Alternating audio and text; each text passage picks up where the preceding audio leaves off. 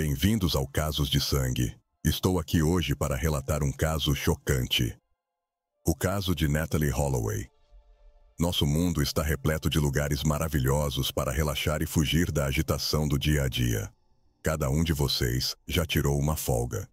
Para alguns, uma viagem à beira do lago com barracas e churrascos é suficiente, enquanto outros preferem passar seu tempo livre de maneiras mais exóticas, viajando para países distantes, antecipando aventuras e descobertas emocionantes. Muitos anseiam por suas jornadas, mas em territórios desconhecidos, o turista despreocupado pode encontrar problemas inesperados e até perigos. Para alguns, esse lazer pode terminar de forma fatal. Apesar de sua obviedade, a história que vamos discutir é chocante em sua impunidade e indulgência. É difícil acreditar, mas ao se deparar com um crime, a aplicação da lei não se preocupou em elaborar teorias. A investigação foi efetivamente conduzida pelos pais da vítima, jornalistas e um detetive particular. Reunir informações sobre o desaparecimento de Natalee Holloway, de 18 anos, foi um processo minucioso. Hoje, junto com vocês, tentaremos entender para onde a jovem desapareceu, quem foi suspeito de seu desaparecimento e se foi possível punir o potencial criminoso. Aruba, uma ilha localizada no sul do Mar do Caribe, perto da costa da Venezuela. Esta pequena entidade autônoma faz parte dos Países Baixos e prospera principalmente com o turismo. As principais atrações incluem mergulho, windsurf e passeios subaquáticos pelos recifes de coral. As áreas de recreação locais são conhecidas por sua areia, que não queima os pés, mesmo no clima mais quente. Os habitantes locais, flamingos cor-de-rosa, gostam de passear perto da água à vista do público maravilhado. É realmente um paraíso. Não surpreendentemente, atraiu um grupo de jovens formandos da Mountain Brook High School. A viagem fatal. Últimos momentos conhecidos. Em 26 de maio de 2005, 124 estudantes, acompanhados por 7 supervisores, viajaram para a ilha para celebrar o início de suas vidas adultas. Como todos já tinham 18 anos, os supervisores mantinham apenas nominalmente a ordem e a disciplina. Era bem entendido que os estudantes tinham vindo para relaxar e se divertir. Os futuros universitários ficaram em quartos aconchegantes no Holiday Inn. Eles tinham acesso a praias, palmeiras, restaurantes e locais de entretenimento locais. Eles se divertiam plenamente, nadando no oceano, tomando sol na praia, dançando até o amanhecer. Naturalmente, a diversão era acompanhada de bebidas alcoólicas. Assim, os jovens passaram 5 dias inesquecíveis em Aruba. O desaparecimento. O alarme é soado. Em 30 de maio, dia do retorno, a única que não chegou ao aeroporto nacional foi Natalee Holloway. Nas primeiras horas, todos a procuraram. Seus pertences, assim como seu telefone e passaporte, foram encontrados no hotel, mas ela não estava em lugar algum. Sua mãe, Elizabeth Holloway, foi a primeira a soar o alarme. Ela ligou para um dos supervisores e relatou que não conseguia entrar em contato com sua filha. Mais tarde, a mulher lembrou que naquele momento, seu coração sentiu que algo estava errado. Sua filha era obediente e sempre mantinha contato. Além disso, ela era muito pontual. Portanto, seu atraso era um mau sinal.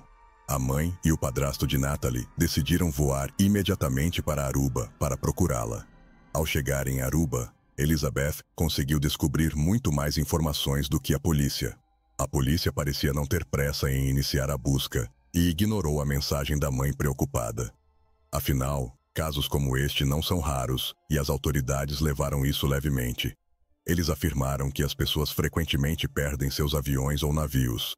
Tipicamente, elas são encontradas em um bar bebendo rum caribenho ou na cama com um novo conhecido. A senhora Holloway ouviu pela última vez que Natalee foi vista em 30 de maio, por volta de 1h30. Ela deixou o bar acompanhada de Van der Sloot. O par entrou em um carro onde 2 outros jovens estavam presentes e foram embora. Depois disso, ela não foi mais vista. Durante as férias, o grupo de sua filha frequentava muitas vezes o clube noturno Carlos and Charlie's e o cassino próximo ao mesmo, conhecidos por sua má reputação. Estes estabelecimentos eram bastante populares. Foi lá que Natalee conheceu o frequentador local de 17 anos, Joran van der Sloot, que lhe ofereceu uma bebida. Depois, ele a convidou para ver o farol e os tubarões que viviam perto dele. Ela concordou. Ao saírem do clube, um Honda prata com os irmãos Cowpoy dentro estava esperando por eles. 4 horas depois, Elizabeth entrou em contato com a polícia novamente. Desta vez, ela tinha informações que levantavam preocupações. Depois disso, o trio foi detido. Inicialmente, Vandersloot negou conhecer Natalie, mas depois admitiu que realmente tinha saído do bar com ela. Segundo ele, eles deram uma volta, visitaram a praia e depois a deixaram perto do hotel. Deepak, de 18 anos, e Satish Cowpoy, de 21 anos, confirmaram o relato de seu amigo. Vale notar que os jovens foram interrogados juntos, o que pareceu bastante não profissional por parte da aplicação da lei. Mais tarde, suas declarações foram repetidamente alteradas. Natalie Holloway, uma jovem promissora. Natalie nasceu em 21 de outubro de 1986 em Clinton, Mississippi. Ela era a filha mais velha de Elizabeth Ann e David Edward Holloway. Seu pai trabalhava como agente de seguros, enquanto sua mãe era terapeuta. Os pais se amavam profundamente e estavam juntos desde a juventude, mas a vida doméstica acabou afetando seu casamento, e após 13 anos, o casal se divorciou. Após o divórcio, Natalie e seu irmão Matthew ficaram com a mãe. Apesar disso, o Sr. Holloway não perdeu contato com sua família, apoiando-os emocional e financeiramente. Em 2000, Elizabeth se casou novamente com um empresário do Alabama chamado George Tweety, o que trouxe Natalie para Mountain Brook. A mudança foi suave e indolor.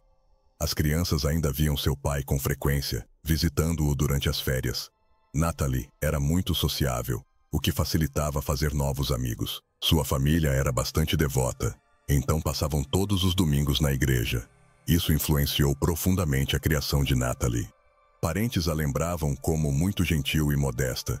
Ela não frequentava festas ou saía em encontros, mesmo sendo bastante popular. Sua beleza era impressionante e seu sorriso radiante. Ao mesmo tempo, a jovem era uma excelente aluna, envolvida em dança e participava de vários clubes. Ela sonhava em seguir uma carreira na medicina e havia escolhido uma universidade local, onde esperava receber uma bolsa substancial. Como se pode ver, ela tinha perspectivas de vida promissoras na época. Ela estava especialmente animada com uma viagem que se aproximava. Embora seus pais relutassem em deixá-la ir, ela conseguiu persuadi-los. Infelizmente, o que deveria significar um novo começo para Natalie acabou sendo o fim de sua vida. Elizabeth mantinha que era improvável que sua filha confiasse em um estranho, muito menos entrasse em um carro e fosse a algum lugar com ele. Parecia que algo havia sido colocado em seu coquetel, nublando seu julgamento. As imagens de vigilância do bar confirmaram as suspeitas da mãe. Na noite de 29 para 30 de maio, Natalie estava sóbria o suficiente. Ela estava dançando e socializando, e seu comportamento não era nem provocativo, nem comprometedor. No entanto, depois de beber uma bebida oferecida por Joran, seu andar e expressão facial mudaram, sugerindo que ela estava realmente sob a influência de alguma substância. A mãe da jovem também falou com os funcionários do Carlos & Charles. Os empregados falaram bem da jovem, o que não podia ser dito sobre Vandersloot. Ele era uma pessoa de interesse. Durante seu tempo livre, ele frequentemente se comportava mal, se entregava ao jogo e consumia substâncias proibidas. Em um dos hotéis, ele e seus amigos alugaram um quarto onde frequentemente convidavam mulheres estrangeiras. Tudo o que acontecia lá, Joran secretamente gravava em vídeo e fazia upload na internet. No entanto, ele nunca foi responsabilizado por isso. Nenhuma das acusações contra ele jamais foi a tribunal. E aqui está o porquê. Suspeitos em foco, Joran Vandersloot e os irmãos Cowpoy. Descobriu-se que Paulus Vandersloot, o pai do jovem, era um advogado conhecido que almejava se tornar juiz. Aparentemente, não apenas o turismo, mas também a corrupção prosperava em Aruba. A investigação falha, corrupção e negligência. O incidente ultrajante chamou a atenção não apenas da comunidade local, mas também dos correspondentes americanos. Muitos canais de notícias relataram o incidente e alguns continuaram a monitorar os desenvolvimentos. Temendo um escândalo global, as autoridades da ilha iniciaram extensas buscas pela jovem desaparecida. Ao lado de voluntários, mergulhadores e cães especialmente treinados, foram mobilizados para expandir a área de busca.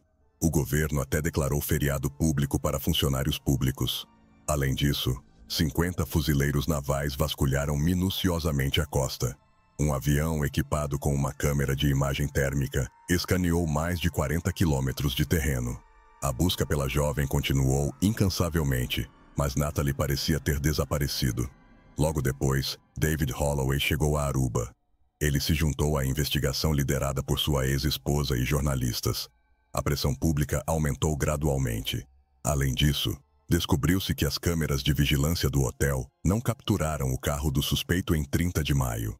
Não havia imagens da jovem entrando no edifício, indicando que as declarações de Joran e dos irmãos Cowboy eram falsas. A polícia os chamou para interrogatório novamente. Desta vez, o jovem Van der Sloot inesperadamente se lembrou de que havia deixado a jovem não perto do hotel, mas um pouco antes de chegar lá, em um lugar sem vigilância. Ele também acrescentou que notou uma figura de preto se movendo em direção a Natalie. Aparentemente, um dos seguranças do Holiday Inn. Em 5 de junho, os seguranças do hotel que estavam de plantão naquela noite infeliz foram detidos. Os investigadores acreditavam que eles poderiam ter interceptado a jovem ao longo de seu caminho. Em 9 de junho, os detetives finalmente prenderam o trio suspeito. Compartilhando uma cela com os irmãos Cowboy, um dos seguranças aprendeu um detalhe crucial. Satish confessou a ele que ele e Deepak haviam mentido para encobrir seu amigo. Na realidade, eles haviam deixado Joran sozinho com Natalie na praia e tinham ido embora. Os seguranças foram liberados para casa em 13 de junho. Em 17 de junho, outro suspeito foi detido, Steve Gregory Cruz, um DJ que cuidava da música em festas de iate. De alguma forma, a polícia suspeitava de seu envolvimento no desaparecimento da jovem. Em 22 de junho, Paulus Van der Sloot também foi trazido para interrogatório e foi detido no mesmo dia. No entanto, em 26 de junho, ele foi liberado junto com Steve Cruz devido a evidências insuficientes. Dias depois, durante outra conversa, Joran ofereceu uma terceira explicação dos eventos. Ao saber que os irmãos Cowboy haviam contado sua versão, ele tentou transferir a culpa para eles. Ele relatou que havia se separado de Natalie perto de sua casa e ela havia partido com os irmãos. No entanto, sua história não foi levada a sério. Em defesa de Satish e Deepak, um advogado forneceu uma refutação. Como resultado, em 4 de julho, após um breve julgamento, os irmãos Cowboy foram liberados. Enquanto isso, o período de custódia para Joran Van der Sloot foi estendido por mais 2 meses. Todas as pistas apontavam para ele, mas a polícia parecia cega. Pouco se sabe sobre o jovem. Joran Van der Sloot nasceu em 6 de agosto de 1987 em Arnhem, Países Baixos. Seu pai, Paulus Van der Sloot, era advogado, e sua mãe, Anita Van der Sloot, era professora de arte. Joran era um dos 3 irmãos em uma grande família. Em 1990, a família se mudou para a ilha. Desde a infância, o menino era um bom aluno e até se destacou na Escola Internacional de Aruba. À medida que crescia, ele se interessou por futebol e tênis, até alcançando algum sucesso nos esportes. Ele planejava frequentar a Universidade de St. Leo, na Flórida, no futuro. Ele era mais próximo de seu pai durante sua infância, enquanto sua mãe o considerava um mentiroso incorrigível, o que resultou em um relacionamento tenso entre eles. Anita, sendo um espírito criativo, valorizava virtudes verdadeiras nas pessoas e ficou muito desapontada por não conseguir incuti-las em Joran. Ela também lembrava que ele cresceu rebelde e frequentemente fugia de casa. Com o tempo, ele caiu em más companhias e desenvolveu uma inclinação para o jogo. No entanto, ele aparecia diferentemente na frente dos amigos. Ele se apresentava como legal e destemido. Até mesmo uma das amigas de Natalie mencionou que Joran causou uma boa impressão quando se conheceram. À primeira vista, ele não despertava suspeitas, o que explica por que Natalie foi facilmente deixada sozinha com ele. Os locais eram cautelosos com o jovem. Eles acreditavam que tal permissividade não levaria a nada de bom. Ainda assim, ele era popular entre as garotas, fato do qual ele se aproveitava. No geral, O jovem suscitava opiniões mistas de diferentes pessoas. Enquanto a investigação sobre os suspeitos estava em andamento, a busca por Natalie continuava. Até que as autoridades dos Estados Unidos se envolveram, elas não podiam conduzir diretamente sua própria investigação, mas monitoravam de perto o progresso e forneciam apoio financeiro substancial para ajudar a encontrar a cidadã americana. As autoridades de Aruba não gostavam do escrutínio, mas estavam dispostas a aceitar o financiamento. A família Holloway estava desesperada, na esperança de encontrar sua filha viva. Eles anunciaram uma recompensa monetária. Inicialmente, o valor era de $50 mil. À medida que a esperança diminuía, a recompensa aumentou para $1 milhão. Adicionalmente, $100 mil foram oferecidos por informações que levassem à localização de seus restos mortais, que mais tarde aumentou para $250 mil. Durante esse tempo, a investigação atingiu vários becos sem saída. No entanto, após o anúncio da recompensa, novas testemunhas surgiram. Uma afirmou ter visto Joran com os irmãos Cowpoy em um local noturno local entre 2h30 e 3h. Outra testemunha afirmou ter visto vários homens suspeitos escondendo o corpo de uma mulher em um depósito de lixo na tarde de 30 de maio. No entanto, essas declarações levaram a investigação a um caminho errado. Após numerosas verificações, suas alegações não foram corroboradas. Em 26 de agosto, a polícia mais uma vez deteve os irmãos Cowpoy e outro jovem. No entanto, essas ações não estavam relacionadas ao caso. A prisão desses jovens era mais sobre intimidação e uma tentativa de fazê-los falar.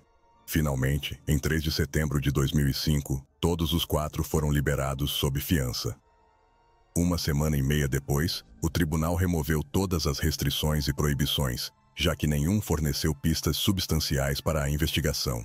No geral, Johan van der Sloot passou cerca de 3 meses sob custódia. Uma vez livre, ele se deleitou com a notoriedade. A maioria evitaria o interesse público elevado, mas Johan dava entrevistas e aparecia em programas de TV com entusiasmo. De acordo com seus relatos, após conhecer Natalie Holloway, ela começou a flertar. Ele alegou que ela ofereceu intimidade, mas ele recusou devido à falta de contraceptivos. Em um programa, o apresentador perguntou: "Por que deveríamos acreditar em você?" Em resposta, Joran jogou um copo no entrevistador, mostrando sua impulsividade e agressão para o mundo. Parecia muito possível que Natalie pudesse ter sido vítima de tal explosão incontrolável de raiva. O jornalista que foi alvo do copo de Joran guardou rancor e não perdoou seu comportamento rude.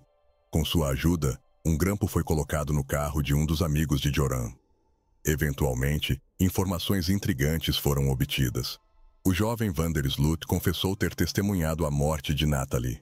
Ele alegou que eles realmente tinham sido íntimos na praia, mas depois, algo aconteceu com ela. Ela começou a tremer e perdeu a consciência. Ele até tentou realizar uma ressuscitação, mas infelizmente, ela faleceu sem recuperar a consciência. Consequentemente, Joran e um amigo levaram seu corpo para o mar e o descartaram. Depois que a gravação foi reproduzida durante um programa de televisão, ele rapidamente mudou seu discurso. Joran contatou os organizadores de outro programa e emitiu uma nota negando as falas, explicando que ele só tinha dito ao seu amigo o que ele queria ouvir. Confissões e Mentiras, o jogo de gato e rato de Joran. Em abril de 2007, van der Sloot lançou um livro intitulado O Caso de Natalie Holloway. Meu próprio relato de seu desaparecimento em Aruba, coescrito com um jornalista holandês. No livro de 351 páginas, ele apresentou sua perspectiva sobre a situação e pediu desculpas à família da garota desaparecida. Em sua narrativa, ele continuou a afirmar sua posição. Por esta época, a investigação e os esforços oficiais de busca haviam quase cessado. Em 2008, as autoridades de Aruba anunciaram 2 novas testemunhas no caso. A primeira testemunha relatou ter visto Joran e seu pai por volta das 4h da manhã de 30 de maio de 2005, na praia perto do Holiday Inn. O jovem van der Sloot parecia desarrumado, sem camisa, usando calças molhadas e apenas um sapato. De acordo com o observador, o jovem correu em direção a uma lanchonete. Mas apenas 10 minutos depois, pai e filho foram vistos discutindo em um carro antes de irem embora juntos. A declaração da testemunha foi verificada e Paulus van der Sloot tinha um álibi para a noite do desaparecimento de Natalie. A segunda informação veio da ex-namorada de Joran. Ela lembrou que ele uma vez comentou casualmente: "Quem sabe, talvez você esteja sentada ao lado de alguém que você não conhece realmente. Alguém que poderia facilmente se livrar do corpo de outra pessoa." No entanto, isso dificilmente era uma pista sólida, já que o jovem era conhecido por suas mentiras e exageros. Em meio a esses desenvolvimentos, Joran e os irmãos Kalpoy foram detidos mais algumas vezes, mas eventualmente liberados após cada interrogatório. A busca continua. Esforços da família e detetives particulares. Não vendo avanço na investigação, a família Holloway contratou um detetive particular, Tim Miller, que, junto com o pai de Natalie, entrevistou moradores locais e vasculhou todo o aterro sanitário. Durante esse tempo, eles descobriram numerosas omissões por parte da polícia da ilha, incluindo a falha em entrevistar os colegas de classe de Natalie ou mesmo os vizinhos de quarto do hotel. Mais tarde, descobriu-se que alguém usou a chave eletrônica do quarto de Natalie várias vezes na noite de seu desaparecimento. Também era incomum que ela tivesse deixado para trás seu telefone celular, um item raro e caro em 2005. Um DNA masculino foi encontrado em sua escova de dentes após examinar seus pertences pessoais. O envolvimento do Sr. Miller provou que as autoridades de Aruba haviam sido negligentes em sua investigação. Paulus van der Sloot nunca alcançou sua ambição de se tornar juiz. Ele sucumbiu à imensa vergonha e estresse e morreu de ataque cardíaco em fevereiro de 2010. Após enterrar seu pai, Joran deu outro passo chocante. Ele contatou o Sr. Holloway oferecendo revelar a verdade por uma recompensa de $250 mil. Ele enquadrou sua chantagem e extorsão como um desejo de ajudar e aliviar sua consciência. A família se agarrou a essa nova oportunidade. Subsequentemente, o advogado da família, John Kelly, se encontrou com Joran em Aruba. Para garantir o encontro, eles lhe pagaram um adiantamento de $25 mil. Quando perguntado pelo advogado o que aconteceria se eles não pagassem, Joran respondeu: "Você poderia esperar mais 5 anos." Após receber o pagamento, van der Sloot forneceu uma nova versão dos eventos e mostrou a localização dos restos mortais. De acordo com ele, Natalie não queria intimidade e resistiu desesperadamente. Enfurecido, ele a empurrou com força. Ela perdeu o equilíbrio, caiu e sua cabeça bateu em uma rocha, fazendo-a perder a consciência. Ele então enterrou seu corpo na fundação de um edifício. Armada com essa nova informação, Elizabeth Holloway contatou a polícia. Verificar suas alegações foi simples. A casa que Joran apontou já havia sido construída há muito tempo, e sua fundação estava totalmente assentada na época do desaparecimento de Natalie. Consequentemente, a polícia de Aruba declarou que seu testemunho não era suficiente para justificar uma prisão. Todos concluíram que era apenas mais uma mentira de van der Sloot. Após obter o dinheiro, o fraudador fugiu para o Peru. No entanto, a história não termina aí. Infelizmente, as consequências não o alcançaram imediatamente. Tragédia se repete. O caso Stephanie Flores. Em 1º de junho de 2010, em um quarto de hotel em Lima, Peru, o corpo de Stephanie Tatiana Flores Ramírez, de 21 anos, foi descoberto. Ela havia sido severamente espancada e a causa de sua morte foi determinada como fratura do pescoço. O pai da vítima era um empresário conhecido e ex-piloto de Fórmula 1, o que levou a uma cobertura significativa da mídia sobre a morte de Stephanie. Câmeras de vigilância rapidamente ajudaram a identificar o criminoso. Logo depois, ele foi preso e levado à delegacia. O perpetrador não era outro senão Joran van der Sloot, de 22 anos. Ele explicou que havia conhecido a jovem no cassino Atlantic City em 30 de maio. Eles passaram algum tempo jogando pôquer e então decidiram se conhecer melhor no quarto de hotel dele, onde jogaram em um cassino online. Quando Joran foi ao banheiro, Stephanie acessou seu laptop. Lá, ela descobriu que seu novo conhecido era suspeito na morte de Natalie Holloway. Assustada e querendo ir embora, Stephanie foi impedida por Joran, que percebeu o que a havia alarmado. O evento o enfureceu e ele atacou Stephanie. Ele continuou a atacá-la até ter certeza de que ela havia morrido. Depois, ele tomou um banho e saiu. Antes de partir, ele pediu à equipe para não perturbar sua companheira. alegando que ela estava dormindo. Seu corpo foi descoberto 3 dias depois.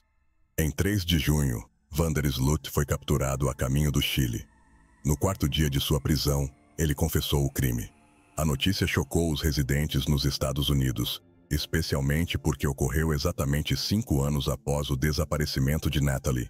Elizabeth expressou seu pesar, observando que a justiça finalmente havia sido feita, embora ao custo de outra vida. Em 11 de janeiro de 2012, Joran Vander Sloot foi sentenciado a 28 anos de prisão pelo crime premeditado contra Stephanie Flores Ramírez. Ele também foi ordenado a pagar $75 mil em compensação à família Ramírez. Inicialmente, ele foi mantido na prisão de Pedras Gordos. Em 2014, ele foi transferido para a prisão de Chalipipala. Durante esse tempo, Joran se casou com uma mulher peruana que ele havia conhecido em 2010, quando ela visitava outro detento. Ela afirmou que seu marido havia mudado significativamente durante o tempo que passaram juntos, sendo atencioso e gentil em seus encontros.